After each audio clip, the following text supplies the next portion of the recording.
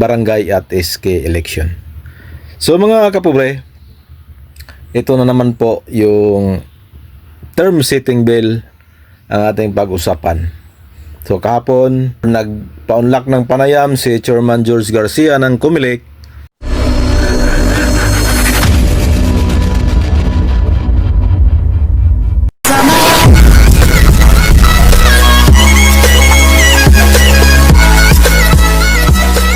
Hello! Isang mapagpalang araw na naman po sa ating mga kapobre dyan. Araw po ng Miyerkules ngayon mga kapobre. So, panibagong araw, panibagong biyaya, panibagong pag-asa. Of course, panibagong vlog tayo mga kapobre. So, kagigising ko lang at gusto ko na naman na makikusap sa inyo mga kapobre.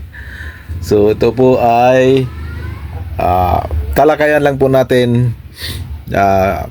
May kinalaman ang barangay at SK election. So mga kapobre, ito na naman po yung term setting bill ang ating pag-usapan. So kahapon, nagpa-unlock ng panayam si Chairman George Garcia ng COMELEC na posible kahapon daw matransmit na daw yung term setting bill mula sa Senado papuntang Office of the President. So, yun po ang ating inaantabayanan mga kapobre. Kasi sabi pa niya ay hopefully mapirmahan daw yun this week. So, ito na. Kung nandoon na yun sa opisina ni Presidente, panigurado na basa na yun at na siguro na himay-himay na yun. Kasi hindi lang naman si Presidente ang maghimay-himay noon, pati mga advisor ni Presidente tutulong din yon kasi nga gahol na po sa oras. Ang mangyayari kasi mga kapobre, kung nandoon na yon sa opisina ni Presidente Bongbong Marcos, dalawang opsyon na lang po ang mangyayari. Yes or no na lang po yon, or veto or pirmahan. Kasi yung lapse into law na 30 days wala na po. Kasi nga mag-opening na po ng sesyon ang Senado at Kamara ngayong July 28 kasabay ng suna ng Pangulo. So wala na pong lapse yan, hindi na po aabot sa 30 days yan kasi magsesyon na po yung 28th Congress. So ang mangyayari mga kapobre, sa tingin ko dalawang opsyon na lang po yan. Either pirmahan ni Presidente or ibito. Sa makatuwid, yes or no na lang po yon. So, dito tayo sa bito or no. Posible po, mangyari yan. Yan po kung ibito. So, tuloy ang eleksyon sa December 1, 2025. Pero pag pinirmahan niya ni Pangulo ay wala pong mangyayaring eleksyon. Sa akin lang po mga kapobre, base sa aking personal na opinion lang po,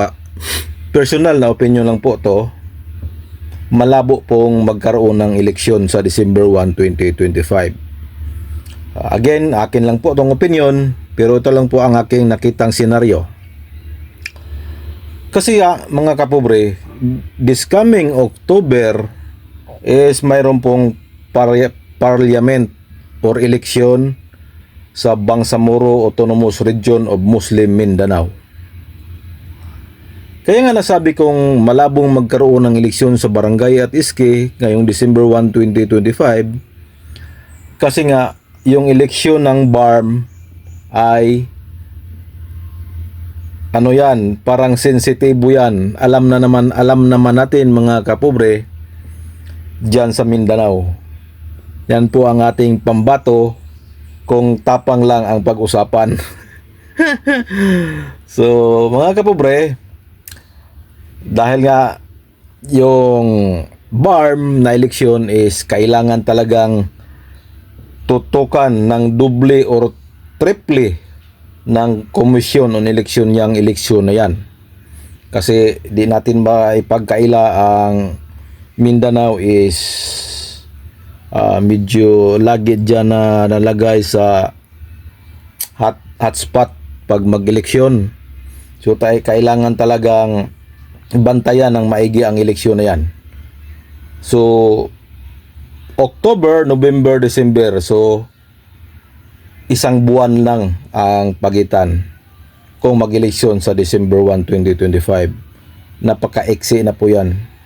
Pagkatapos, alam nyo mga kapobre, pagkatapos ng eleksyon dyan sa BARM, hindi pa yan smooth. Alam kong may mga protesta, alam kong may mga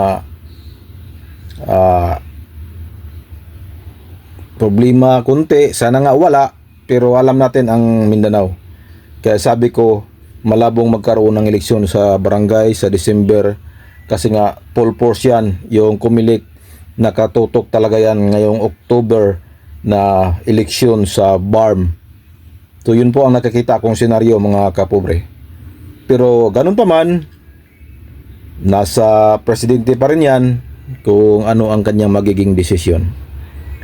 So sa akin lang po ay opinion ko lang po yun. Dapat talaga yung eleksyon sa Mindanao is matutukan yan. Hindi yan katulad dito sa Visayas, sa Luzon is mga mild lang po yung mga dito, mga kaganapan. Sa Mindanao kasi yan dyan mahirap i-explain pero alam natin yung Mindanao. Kaya doble ingat talaga dyan pag mag-eleksyon. So yun po ang aking opinion. So kung mag-eleksyon man sa December 1, 2025, so yan po ay desisyon na ng Pangulo. At kung may petition man sa Korte Suprema, bahala na din ang mga senador at mga congressman na magdepensa. Sila nang bahala dyan kung kakatigan ba ng Korte Suprema ang alinmang panig. So hanggang dito na lang mga kabure. Yun po ang ating update ngayon. So bye-bye, God bless at magandang araw sa ating lahat.